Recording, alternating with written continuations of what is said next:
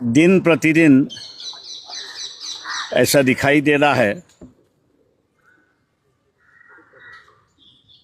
भारत जो है उसकी कोई नीतियां नहीं है और कोई भी आके उसको ब्लैकमेल कर रहा है, ऐसी एक परिस्थिति है। कल बम्बई में काफ़ी एनजीओ और सोशल ऑर्गेनाइजेशन जो है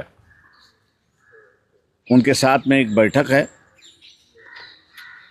और वहाँ स्टीन फाइल से लेके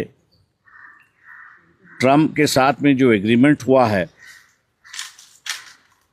और आर्मी चीफ की किताब में जो बयान उन्होंने किया उस पर मेरे ख्याल से चर्चा होगी। लेकिन फ़िलहाल एक इशू है जो मैं समझता हूँ कि सबसे अहम इशू है। सिंदूर के वक्त राफेल इस्तेमाल किए गए थे, लेकिन राफेल को गिराया भी गया, यह भी बात सही है। गिराने की वजह जो है वो कोई अनट्रेन कैप्टन या लड़ाकू विमान ऐसी नहीं है, लेकिन उसका जो कोड है वो कोड शेयर करने में फ्रांस राजी नहीं था और वो कोड ना शेयर करने की वजह से राडार की जो रेंज है वो राडार की रेंज कम थी और इसलिए दुश्मन के जो विमान थे, हवाई जहाज थे, उस रेडार के बाहर से राफेल को देख सकते थे और वहीं पे उन्होंने उनको गिरा दिया। ऐसी एक परिस्थिति है। दोबारा जो है भारत जो है फ्रांस के साथ 114 राफेल हम लोग खरीदने जा रहे हैं, लेकिन क्या ये इशू रडार का रेंज का जो इशू है या और उसकी जो कोई तकनीकी मालूमात है, ये रिजॉल्व हुआ क्या, इसके बारे में मेरे ख्याल से कोई बयान सरकार की तरफ से आया नहीं है। दूसरा ये है, ये राफेल जो है HAL इसको बनाएगा या अनिल अंबानी के कंपनी जिसका नाम स्टीन फाइल में आ चुका है वो बनाएंगे।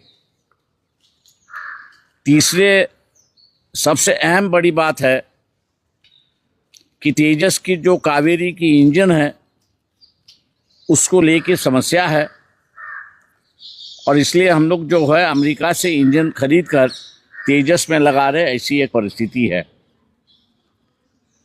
लेकिन रशिया ने Su-57 उसकी पूरी टेक्नोलॉजी ट्रांसफ़र करने की बात कही है, भारत में मैन्युफैक्चर करने की बात वहाँ पर हुई है। ये 6th या 7th जनरेशन का फाइटर जेट है।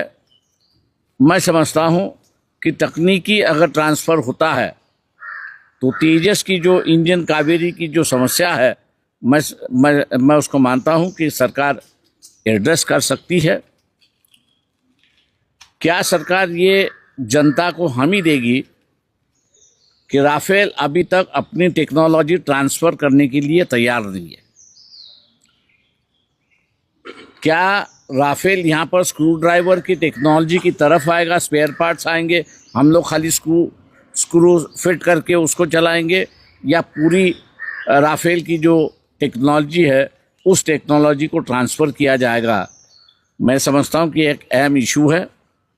कहीं ना कहीं तो भी हमको ये दिखाई देता है कि Su-57 जो है ये आधुनिक हवाई जहाज है, राफेल से बढ़िया है, कीमत में भी राफेल से कम है, फिर भी सरकार राफेल क्यों खरीद रही है, ये सबसे बड़ा सवाल है। क्या नरेंद्र मोदी इनका नाम एस्टीम फाइल में आने के बाद मोदी जी पर दबाव डालकर स्टीम फाइल का इस्तेमाल करते हुए ये फ्रांस के साथ तो डील नहीं की? कई सवाल ये खड़े होते हैं।